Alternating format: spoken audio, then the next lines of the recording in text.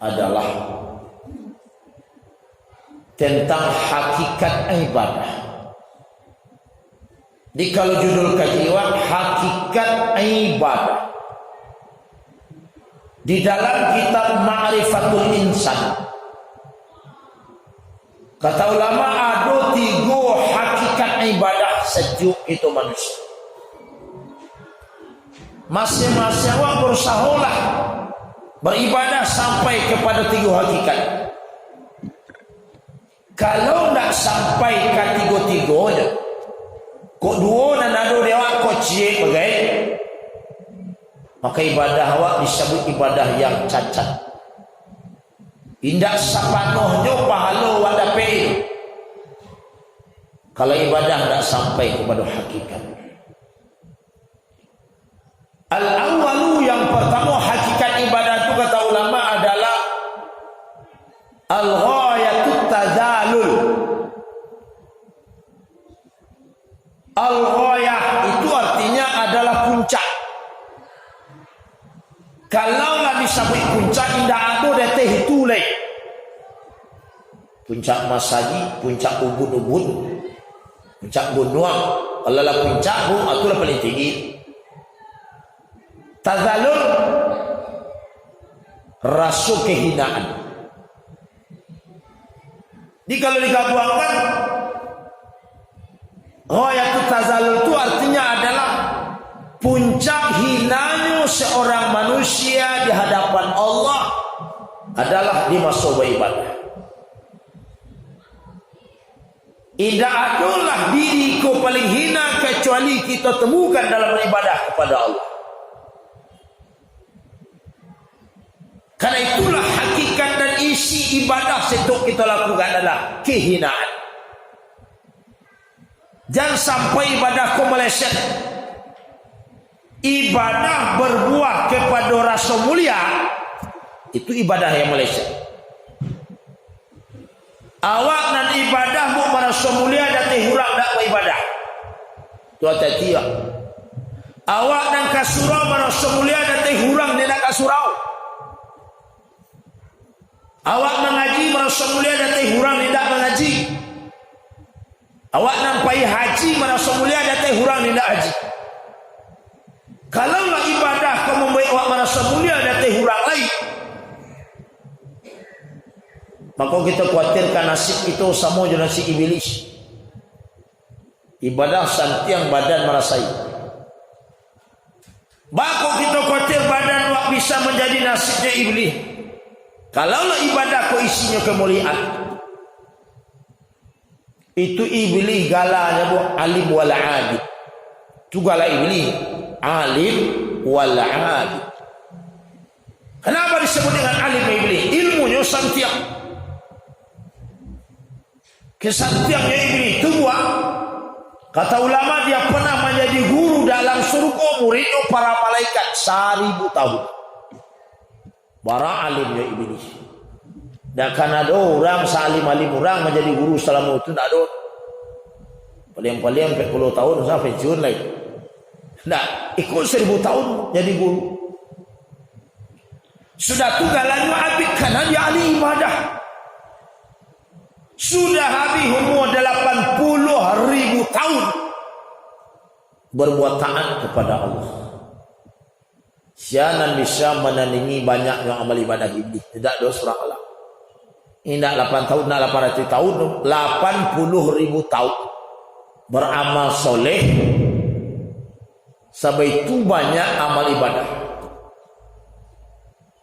Tapi menjadi pertanyaan dakwah sebanyak itu amal ibadah iblis. Kok tidak bisa mempertahankan keberadaannya di dalam surga Allah? Kok sampai tercampak di surga itu penyebabnya apa? Karena meleset isi ibadah. Melesetnya dengan ibadah yang santai, ilmu yang banyaknya merasa mulia di atas makhluk yang lain. Ketika datang perintah Allah ke iblis untuk sujud ya patuh ke Nabi Adam. Iblis menolak. Tak patuhnya ke Allah, mengarajan suruh Allah. Ada sarnya tak patuh dari perintah kok. disuruh sujud Allah ke Nabi Adam nyudah buah, ada sar nyudah buah.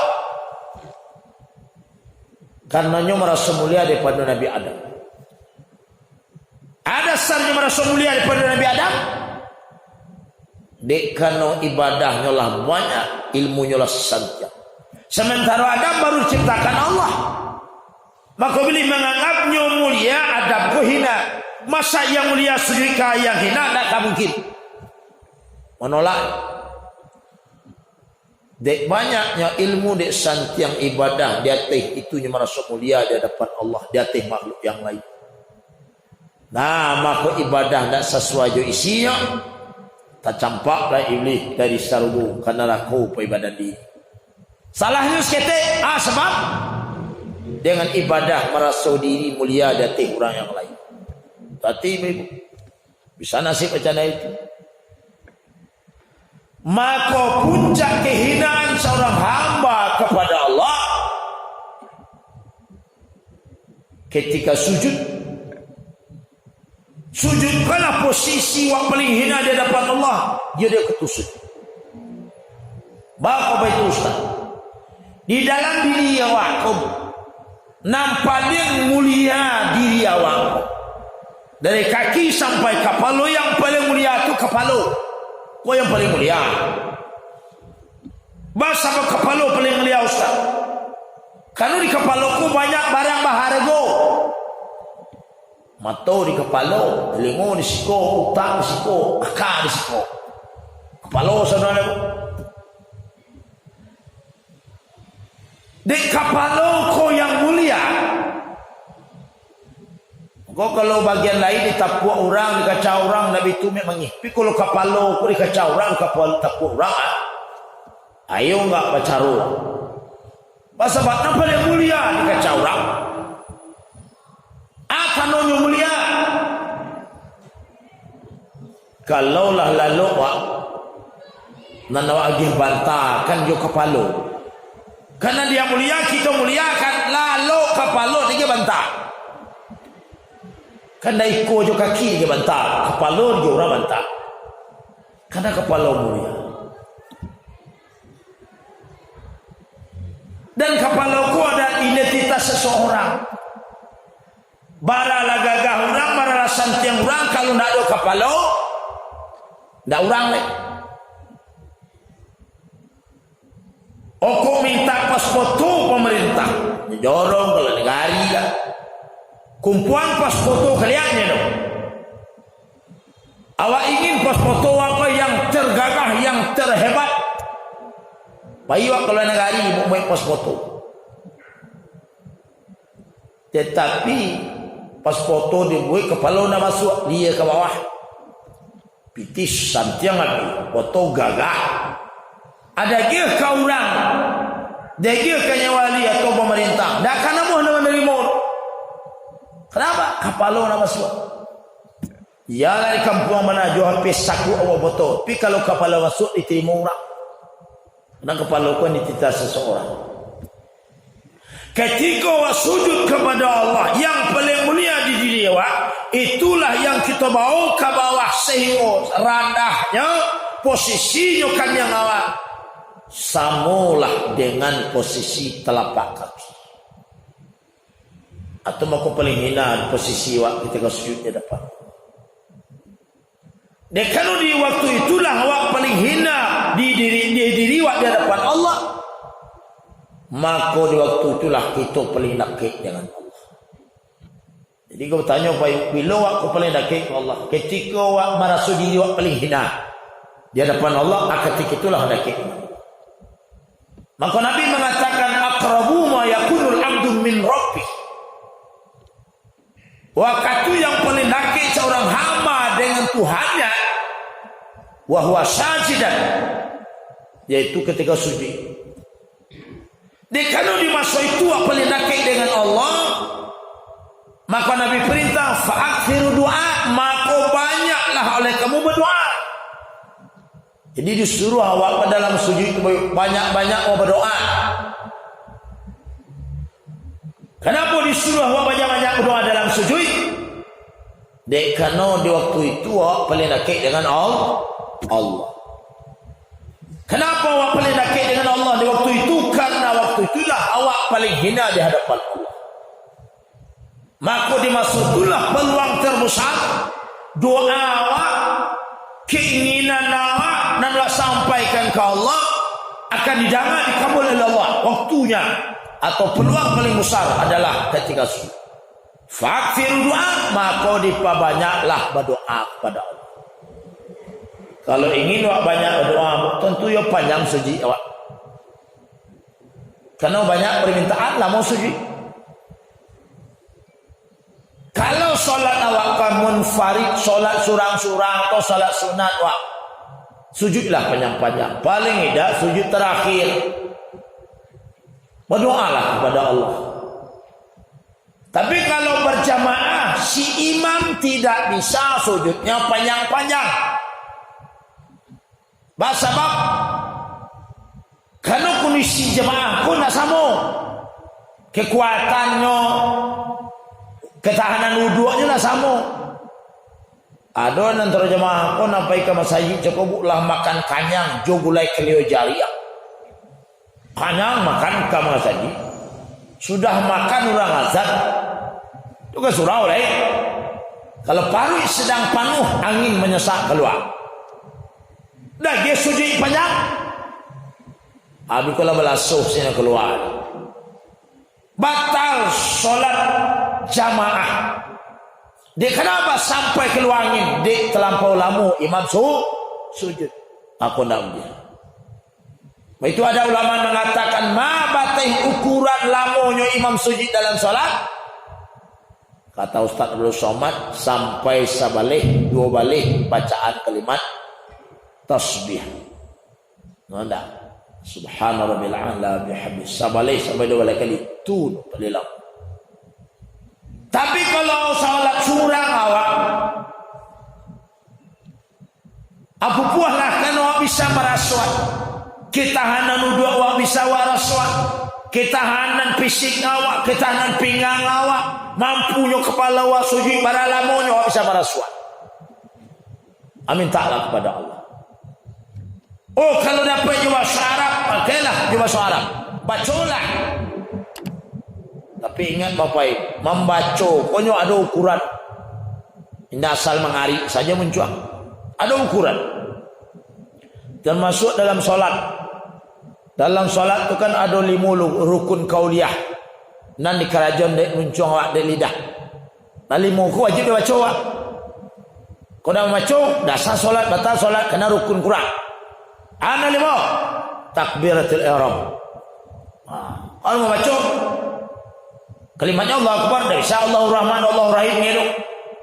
Karena itu kalimat yang baca kata ulama fikih, tak bisa diganti dengan kalimat-kalimat nama-nama Allah yang banyak. Asmaul Husna itu tak boleh pakai. Untuk takbiratul harus Allah Akbar. Dan kedua Al-Fatihah wajib membaca. Yang ketiga tasahud akhir. Dan sampai salawat. Dan kelima salam kanan. Tu nan wajib dibaca. Lalu bila ukuran awak kau dikatakanlah membaca kau Ustaz. Kalau suara yang keluar di muncung awak, sekurang-kurangnya terdengar di telinga awak surat, telinga yang sehat. Tapi kalau telinga agak turi bermasalah, tu lain dulu. Telinga awak sehat, tak ada gangguan apa-apa.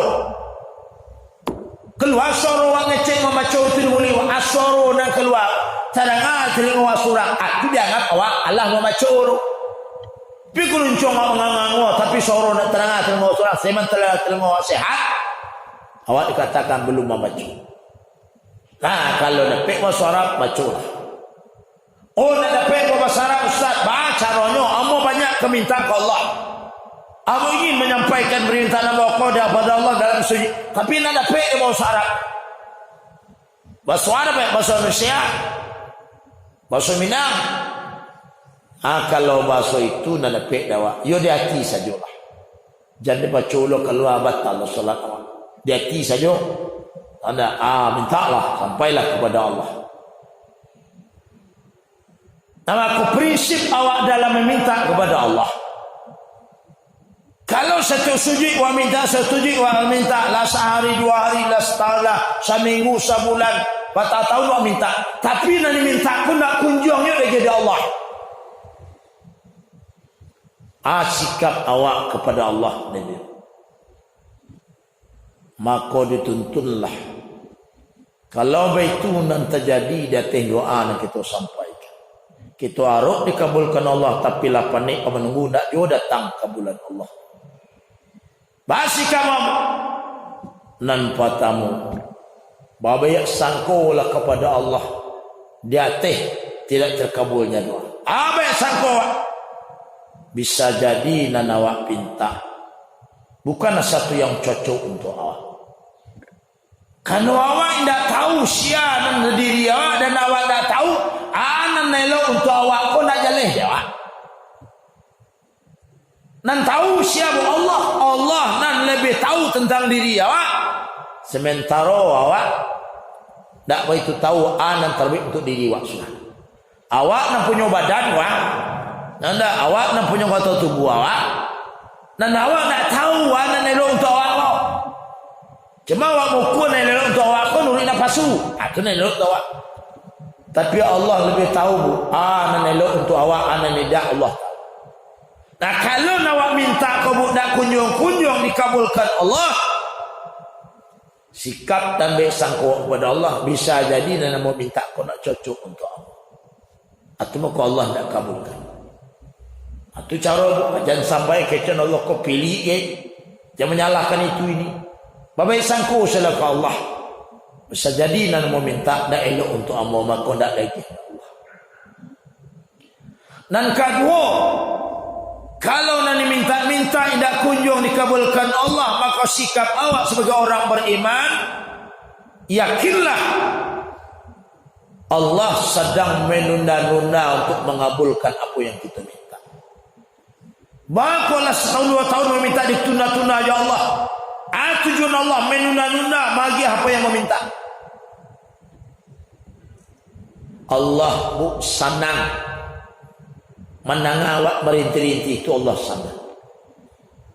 Dan kedua, Allah tahu kalau sekali minta langsung dia, awak tak kamu minta Allah tu lain. Kurang ibadah awak. Dia Allah sayang jawab, Allah tunda-tunda permintaan awak. Supaya nak bersemangat, nak tarik, nak berdoa. Nak bertambah banyak amal ibadah. Anan ketiga, dan awak minta kalau nak kunjung-kunjung dikabulkan oleh Allah, yakinlah bisa jadi yang kita minta berlawanan dengan ketentuan Allah untuk awak. Awak minta idiku enggak kaya, tapi Allah menentukan awak idi miskin. Berlawanan, awak minta A, ketentuan Allah untuk awak B. Tentu yang B berlaku. Karena awak hanya meminta. Yang mengabulkan adalah Allah. Apa itu cara bu? Kalau awak berdoa tidak dikabulkan Allah, maka awak jangan sampai berputih asa meminta. Kalau Allah berjanji, saya yang berdoa, amal kabulkan ya Allah. Ibu-ibu, bapak jemaah yang betul. Lalu doa yang paling rancak dibaca dalam sujud Ustaz. Seorang ulama modern yang bernama Syekh Abdul Aziz Ibnu Baz, lahir di Riyadh, Arab Saudi, wafatnya di sini. Apa kata Syekh Abdul Aziz Ibnu Baz? Salasatun ad'ihi, 3 macam doa kuat. La tansuna, jangan sampai lupa dek kalian membacanya. Jangan sampai lupa kalian menyampaikan doaku kepada Allah. Bila tu fi sujudikum, di dalam sujudmu, jangan lupa. Paling tidak sujud terakhir. Bako ada bahasanya la tansuna, jangan lupa. Berarti pantiang doa. Bako pantiang, kerana doaku menyangkut nasib masa depan awak nanti di akhirat. Nasib awak kabut di akhirat kena jelih.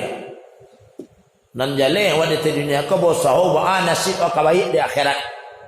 Itu sahabat. Nah usaha aku ditambah dengan doa. Tapi kalau nasib dunia aku kalau jaleh acan iko jadi awak. Usaha pagi pulang petang kemudian makan 2 kali 3 kali sehari. Kantor matol lelo. Itu dia so jago pai do dia tu sikar jawab sampai mati. Kalau jaleh nasib acan iko jadi dunia awak. Tapi bagaimana nasib aku setelah awak berangkat meninggalkan dunia aku bagaimana nasib awak? Laikas roman di dunia aku jo.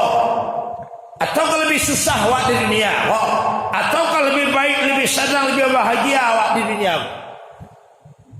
Atau tinggal di awak surang memikir. Kalau nasib baik awak, kalau nasib buruk awak dipulangkan ke awak surang-surang. Tanda. Karena Allah memberikan najdaini, kata Allah hanya memberikan 2 jalan. Jalan baik atau jalan buruk. Jalan kanan dan jalan kiri. Pilih jawab. Untuk memilih itu di Allah kau. Jalan maka kalian tampuh-tampuhlah. Jalan jauh saja no kanan cek kiri cek elok cek buruk cek. Banyak orang memilih jalan buruk Ustaz. Oh sabuah. Jalan maksiat, jalan dosa kau paling banyak dipilih orang. Bas sebab itu bapak. Karena Rasul mengatakan alaikum bila ilaha illallah wal istighfar. Kata Nabi bacalah olehmu la ilaha illallah dan kalimat astaghfirullah. Kenapa? Fa inna iblisa, kata Nabi, maka sungguhnya aku mendengar. Apa dengar oleh Nabi? Iblis berkata, akece iblis ahlaqtun nas bizunub. Aku rusak manusia dengan perbuatan dosa. Jadi jalan setan, jalan iblis merusak Allah dengan perbuatan dosa. Sekus iblis kamu perbuatan maksiatku diindahkan oleh iblis. Semua orang tertariklah dengan yang indah-indah. Tertariklah dengan orang yang manis-manis. Karena itulah jalanan buruk dihiasi setan dengan yang indah-indah. Banyak dikejar kian. Tapi wa ahlakuni, tapi aku dirusak oleh manusia, kata iblis. Dengan apa? Awak bisa merusak iblis. Bila ilaha illallah wal istighfar. Dengan kalimat la ilaha illallah dan kalimat astaghfirullah. Kalau jago wajib sampai jam 3 malam bu, solat ko payah mana bangki, matau lalu indah bu. Tapi di bawah jago bodok tu solat tu barek, mana teras dewa. Atu awak lama kue awak. Dibaca kalimat la ilaha illallah astaghfirullah. Awak kue iblis lama. Oh suami wabu lazan orangnya lalu baru. Digoyang-goyang badannya udah jago. Disilam ya iya lalu baru. Kalau itu caranya apa? Kau pasti kue setan lama si suami wa. Di bawah muncung ke maka telinga dia la ilaha illallah astaghfirullah. Dulu dari telinga ste. Pasti mampu dia jago. Salat kali. Kenapa setan malah lama atau bangamu suami jadi kali. Itu kelima. Di bapak ibu cuman baca Allah. Lalu 3 macam doa yang dikatakan yang diajarkan oleh Abdul Aziz Ibnu Baz itu yang pertama doanya adalah Allahumma inni as'aluka husnul khatimah. Jangan sampai salah baca kha. Kalau kha itu buruk artinya jelek. Kalau ha baru baik. Hanya bedanya titik seketik itu nono. Batitik barang buruk artinya. Kalau tidak batitik baik artinya. Allahumma inni as'aluka husnul khatimah. Ya Allah, aku minta kepadamu ya Allah akhir kehidupanku, akhir yang baik ya Allah. Matiku mati husnul khatimah. Minta mati ke Allah itu mati yang husnul khatimah. Kenapa itu yang diajarkan dan itu yang harus kita minta? Karena itulah yang menentukan nasib setelah mati ke itu. Di gerbang seketek tu di masuk angok di siko ko menjelang angok kapai bu aku penentunya. Ba kondisi angok pai. Lai tekana wa Allah tidak. Oh haji setiap tahun umrah setiap tahun amal santiang. Kalau angok kapai wa lupo ka Allah suul khatimah indah adolah nilai ibadah selama hidup awak kerajaan. Boy tupan tiang karena penentunya seketek tu anda datik-datik angok kapai di situ penentu nasib masa depan. Karena saya bayar saya buruk di situ penentunya. Ini dua kemungkinan. Karena ke Allah atau lupa ke Allah. Kalau tekana ke Allah membaca la ilaha illallah maka sesuai kata Nabi, man akhiru kalamihi la ilaha illallah dahul jannah. Sia di akhir hidupnya ada ucapannya indah aduh kecilnya sudah tulis yang terakhir la ilallah kemudian matinya dahul jannah masuk surga karena dia mendapatkan husnul khatimah. Tu maka awak di samping awak mujtahidun fi taatillah bersungguh-sungguh awak beribadah kepada Allah, berdoa lo itu kepada Allah supaya kita nanti dibimbing Allah, dituntun Allah, awak diselamatkan Allah, dirahmati Allah. Maka Rasul hadis dari Siti Aisyah, Rasul mengajarkan semua amalan dalam hidup. Kata Rasulullah, man qala fi kulli yawmin 25 marrah. Siapa orang-orang yang membaca 25 kali sehari semalam kalimat ini. Sehari semalam dibaca 25 kali. Ana baca dia Allahumma barik li fil mauti wa fi ma ba'dal maut. Allahumma barik li fil maut. Ya Allah berkatilah aku ya Allah ketika mati. Tuhan minta mati nan berakah. Mati wa takana wa katuan Allah. Ndak lupa tanah takana katuan Allah mati yang wa fima ba'dalun mintalah ke Allah supaya berkah luas setelah mati. Takana ke Allah awak mati pas mati dan selamat azab kubur awak setelah mati. Itulah sanang ini. Itu si penentu nun seketik itu maka bacalah doa itu. Lalu kata Nabi, summa mata ala firasi.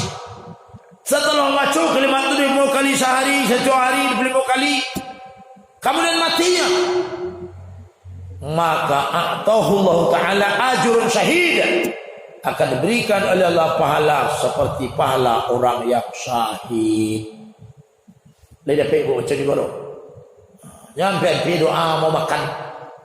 Allahumma barik li fil maut wa fima ba'dal maut. Itu hadis Rasulullah. Amalan awak dibaca sehari. Itu yang husnul khatimah. Minta kepada Allah. Oh nak dapat bahasa Arab dia besar di hati awak. Ya Allah. Kalau nak sujud awak ada baca. Silah jom kadang-kadang. Ya Allah matilah dan husnul. Ya Allah minta dari kau kepada engkau. Ya Allah mati yang husnul khatimah. Minta kepada Allah. Karena ketika itu anda ada daya upaya. Oh munculnya santiang ustaz. Bisa dia baca. Oh jangan baca. Cik ulama guru mau dulu kalau orang dalam sakarat datik-datik angok kapai itu nanti jadi samia indak bisa mendengar. Dadu terdengar walai ang kari orang. Basar tak bisa mencalian, kalam tak bisa mengecek, akan mengawal. Orang nak ke awakmu sabar sana orang hebat santiak. Orang tak mau tahu apa yang waraswan. Dan awak pun waraswan ingin awak je tahu orang tak bisa awak je tahu caranya. Orang mencari awak biasa-biasa saja. Ada nama napi orang dan merokok atau tabu. Sementara awak berjuang dengan sakit sakaratul maut dan berjuang mempertahankan iman. Berjuang ingin mendapatkan husnul khatimah. Anda. Maka daya upaya anda ada di masa itu la haula wala quwata illa kecuali kekuatan, kecuali keberkahan dari Allah dan itu arwah. Minta kepada Allah. Dan kedua doa awak dalam sujud itu kata Syekh Abdul Aziz Ibn Baz. Yang kedua doanya adalah Allahumma rzuqni taubatan nasuha qabla al-maut. Ya Allah, agiah merasaki ya Allah berupa taubat nasuha sabalun mati ya Allah. Apa sebab taubat nasuha yang meminta kepada Allah? Karena taubat nasuha aku yang diperintah Allah. Ya ayyuhalladzina amanu tubu ilallah taubatan nasuha. Pesan Allah, hai orang beriman, taubatlah kalian, taubat kalian. Itu taubat nasuha. Karena taubat itu yang diterima Allah, itu diperintah Allah, dan taubat itulah yang akan dijamin diampun Allah dosa. Namanya taubat nasuha.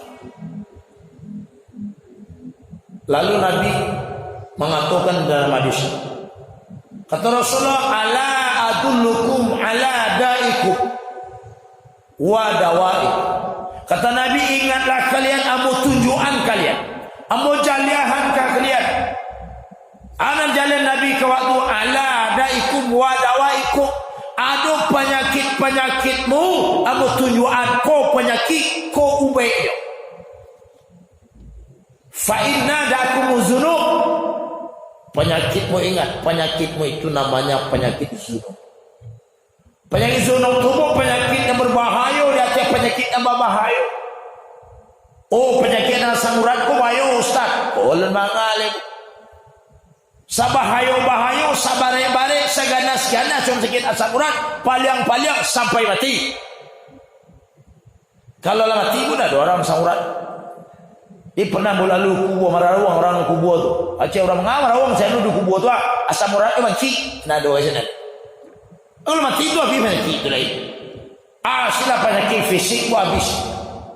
Tapi kalau penyakit zunub kau buat kalau tak diubai dia awak, indak awak pintai penyakit kau di dunia. Wah, awak susah di dunia, susah ke mati, susah setelah mati, susah di alam kubur, susah di ambil ba'at, susah di alam mahsyar, di alam hisab, di alam mizan, alam sirat sampai ke neraka. Susah awak kebanyakan. Entah bara juta belia tahun awak susah karena penyakit cik kau nak diubai.